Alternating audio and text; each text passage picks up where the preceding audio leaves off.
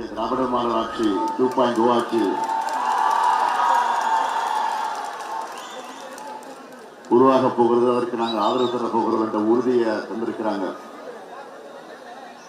அந்த உறுதியை பெற்றுக்கொண்டு நான் நேற்று சென்னைக்கு திரும்பினேன். சென்னையில் நேற்று தென்சென்னை பகுதியில, மத்திய சென்னை பகுதியில, வடசென்னை பகுதியில பல்வேறு தொகுதிகளுக்கு சென்று இதே போன்ற பிரச்சார பயணத்தை நான் தொடர்ந்து நடத்தினேன்.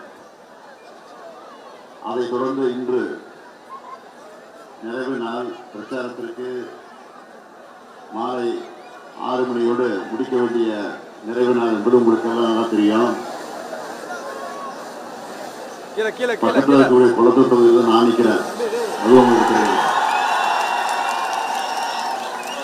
எதுக்கு சொல்றேன்னா, வேட்புமனு தாக்கல் பண்ணிட்டு போனவன் தான் இன்னும் தொகுதியை கூட பார்க்கல. முடிச்சுட்டு கடைசியாக அங்கதான் போறேன். கடைசியாக 1 மணி நேரம் தான் டைம் இருக்கு.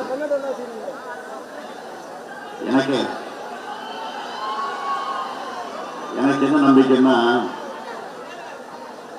ஊரார் பிள்ளைய ஊட்டி வளர்த்தா தான் பிள்ளை தானே வளரும்னு சொல்லுவாங்க.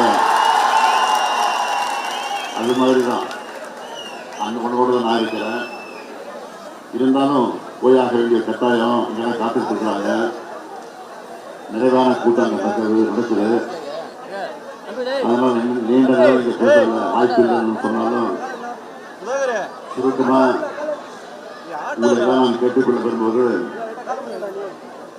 தமிழ்நாட்டில் என்னுடைய தலைமையில ஆட்சிக்கு வந்ததற்கு பின்னால், திராவிட மாடல் ஆட்சி உருவானதற்கு பின்னால் தேர்தல் நேரத்தில் சொன்ன உறுதிமொழிகள் எல்லாம் எப்படி காப்பாற்றப்பட்டிருக்கிறது என்பது உங்களுக்கு எல்லாம் தெரியும். ஏறக்குறைய 90% மேல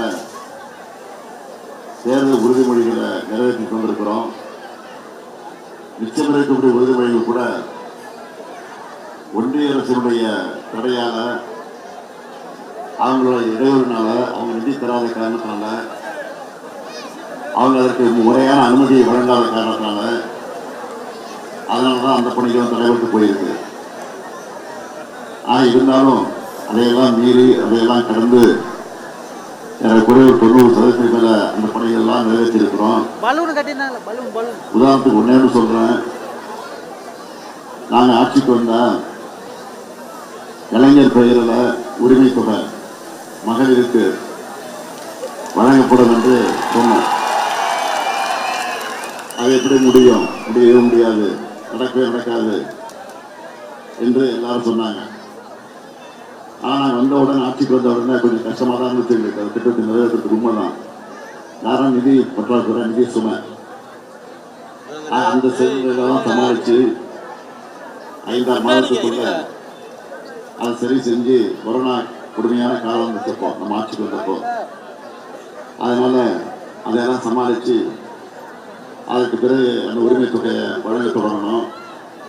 இங்க இருக்கக்கூடிய தாய்மார்கள் அன்போடு கேட்கிறேன், வழங்கினதுக்கு பிறகு 9 மாசமும் 15ஆம் தேதி அந்த தொகை வந்து சேருதா இல்லையா சொல்லுங்க. மகளிர் சொல்லுமா?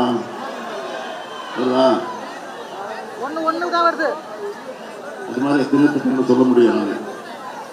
அதை கூட 2.2 ஆட்சி வந்த பிறகு, மீண்டும் நம்ம ஆட்சி வந்த பிறகு அதையும் உயர்த்த போறோம். 1000 எவ்வளவு உயர்த்த போறோம்? 1000 எவ்வளவு உயர்த்த போறோம்?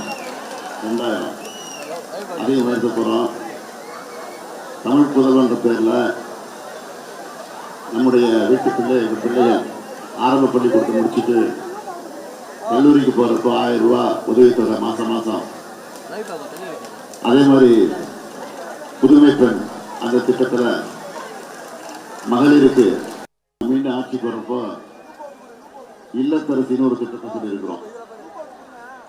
இல்லத்தரசி கூப்பன் ஆட்சிக்கு வந்த உடனே உங்களுக்கு கைக்கு வரும். கைக்கு வந்த உடனே உங்க இஷ்டமான பொருளை போய் உங்க வீட்டு பக்கத்துல நல்ல கம்பெனி, நல்ல பிராண்டு பார்த்து ஃப்ரிட்ஜு, டிவி, கிரைண்டரு எது வேணாலும் வாங்கிக்கலாம். ஆனா ஒண்ணு, இது விஷயமா உங்க வீட்டுக்கார்ட்ட கேட்டுறதுங்க. கேட்டால் கன்ஃபியூஸ் பண்ணி விட்டுருவாங்க இல்லையா? அதனால பிரச்சனை கூட வந்துடும். ஏதாவது பிரச்சனை இருந்தால் அண்ணன் இருக்காரு ஸ்டாலின் நான் சொல்லிட்டு வந்துடுவேன். அதனால கவலைப்படாதீங்க.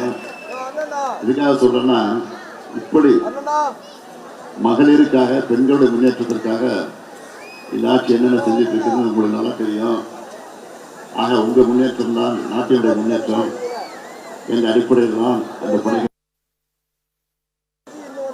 அப்படிப்பட்ட ஆட்சி மீண்டும், அதிலும் குறிப்பா போன முறை தேர்தல் நடந்தப்போ நான் ஆட்சிக்கு வரதுக்கு முன்னாடி, போன முறை நாம் ஆட்சி வரதுக்கு முன்னாடி தேர்தல் நடந்தப்போ என்ன சொன்னாங்கன்னா, ஸ்டாலினுக்கு கட்டம் சரியில்லை, அதனால முதலமைச்சராக வர முடியாது நாங்க.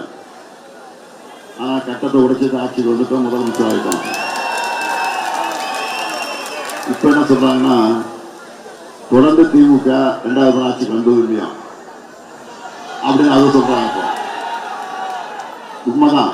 அதையும் உடைச்சி 2வது முறையா உங்க அன்போடு உங்க வீட்டுக்குள்ள இந்த ஸ்டாலின் 2வது ஆட்சிக்கு வரதான் போறான். ஆக ஆட்சிக்கு வரப்போறான்னா அந்த பதவிக்காக நான் நினைக்கிறேங்க.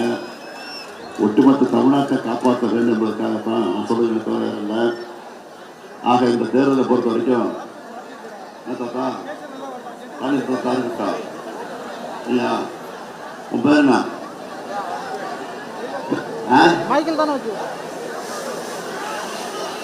கவின். வெரி நல்ல பேர் கவின். என்ன படிக்கிற? யூகேஜி. அந்த மாதிரி குழந்தைங்களாம் காலையில் ஸ்கூலுக்கு போனால் அது காலை சுற்றுண்டு அது ஞாபகம் இருக்கா? அதுவும் கொடுக்குறோம். ஆக இப்படி பல்வேறு திட்டங்களை நிறைவேற்றிக் கொண்டிருக்கக்கூடிய திராவிட முன்னேற்ற கழக ஆட்சி மீண்டும் தமிழ்நாட்டில் 2வது முறையாக, மொத்தத்தில் கணக்கு போட்டால் 7வது முறை இது வரப்போகிறது. ஆனால் நான் 2வது முறையாக முதலமைச்சராக பொறுப்பேற்பதற்கு நல்ல வாய்ப்பை தேடி தாருங்கள் என்று உங்களை எல்லாம் அன்போடு கேட்டுக்கொண்டு வரவேற்பு சொன்ன உங்களுக்கு எல்லாம் மீண்டும் ஒரு முறை நன்றி சொல்லி, நம்முடைய கார்த்திக் மோகன் வந்து ஒரு நல்ல இளைஞர், துடிப்பானவர். பார்த்தீங்கன்னா எப்போ பார்த்தா சிரிச்சுக்கிட்டே இருப்பார். இதை விடாது செய்யலாம். அதனால் சிரித்த முகத்தோட உங்களுடைய குறைகள் எல்லாம் கேட்டு உங்களையும் சிரிக்க வைப்பார். உங்களுடைய குடும்பத்திலே மகிழ்ச்சி வர வைப்பார். என்ன பிரச்சனை இருந்தாலும் துடிப்போடு உங்களுக்கு ஒரு சிறந்த இளைஞரை தான் தேர்ந்தெடுத்து இன்றைக்கு விருது வேட்பாளர் அனுப்பி வச்சிருக்கிறோம். ஆக அவருடைய திருவாரியான வாக்கு வித்தியாசத்தில் வெற்றி பெறுவீங்கன்னு உங்கள் அன்போடு கேட்டு அனைவருக்கும் நன்றி என்று கூறி விடைபெறுகிறேன்.